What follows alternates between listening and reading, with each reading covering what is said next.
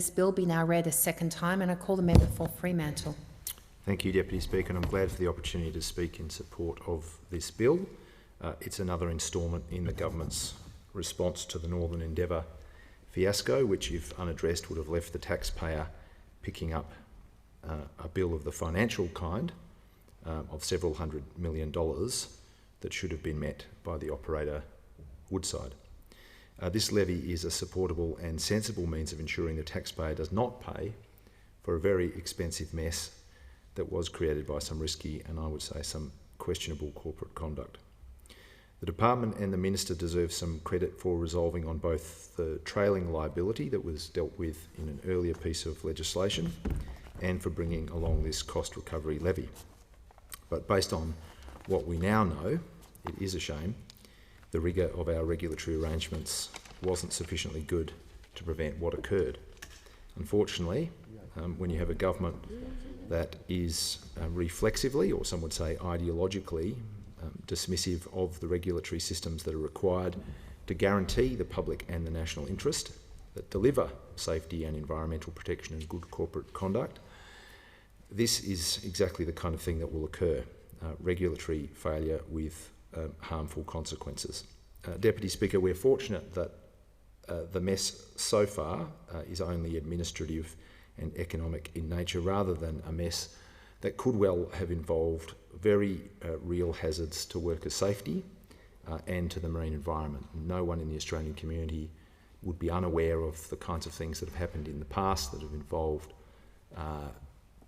offshore oil spills like Deepwater Horizon and Exxon Valdez and other disasters. That they, in addition to causing costs in the tens of billions of dollars, they left awful environmental legacies across hundreds and hundreds of kilometres that lasted decades and in most cases continue today. The member for Brand has done some very important work on this bill and in response to this issue more generally, and as the Shadow Minister just described, worked with the government to address particularly some aspects of the government's response that raised questions about whether we had the right settings in these measures in terms of occupational health and safety, and the Shadow Minister already described those, but they cannot be underestimated in terms of their importance. I do also want to acknowledge that the industry peak body APPIA ultimately came on board in supporting the measures required to ensure that companies take appropriate responsibility for their decommissioning obligations and that the taxpayer is therefore protected from picking up the tab. Deputy Speaker, in essence, what occurred with the Northern Endeavour was a sale or transfer of an end-of-life offshore oil production asset from Woodside to a small company with insufficient operating experience and capability and with completely insufficient financial standing. Woodside essentially transferred the asset for what was a relatively tiny sum and by providing some financial assistance to the purchaser. And the reason Woodside did that was because there was significant value in them not having to bear the decommissioning costs.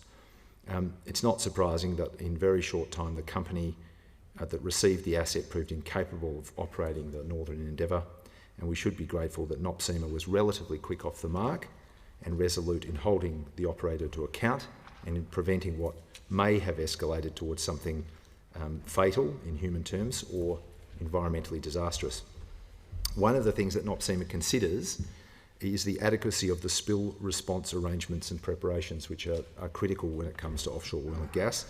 And in this case, I think it's notable to record that when NOPSEMA carried out some inspections on the Northern Endeavour, it determined that the new operator did not have, and I quote, an adequate capability and capacity to support and sustain a protracted response, resulting in short and long-term biological, ecological and social harm in the event of an uncontrolled hydrocarbon release. In other words, they weren't in any position to safely respond if there had been some kind of oil spill. There would have been short and long-term biological, ecological and social harm if that had occurred. NOPSEMA also found that, and I quote, there was a failure to maintain the oil spill response arrangements provided for by the current TSA, and that would result in immediate and significant threat to the environment. So what happened next? Well, operations were stopped. Not that much further down the track, the Timor Sea Oil and Gas Australia company, that's the company that received the asset, went into administration or liquidation, and it left the Australian government to step in and arrange for the Northern Endeavour to be operated in lighthouse mode and then to arrange a proper decommissioning. That process continues and will take some time, as the Shadow Minister has described. Some tenders were actually issued earlier this year, and the government has already provided something like $230 million for the expected work. That will not be the end of it, I don't think. The $230 million includes $8 million paid to Woodside for their expert advice. I reckon some people in the community would think that payment is pretty rich in all the circumstances.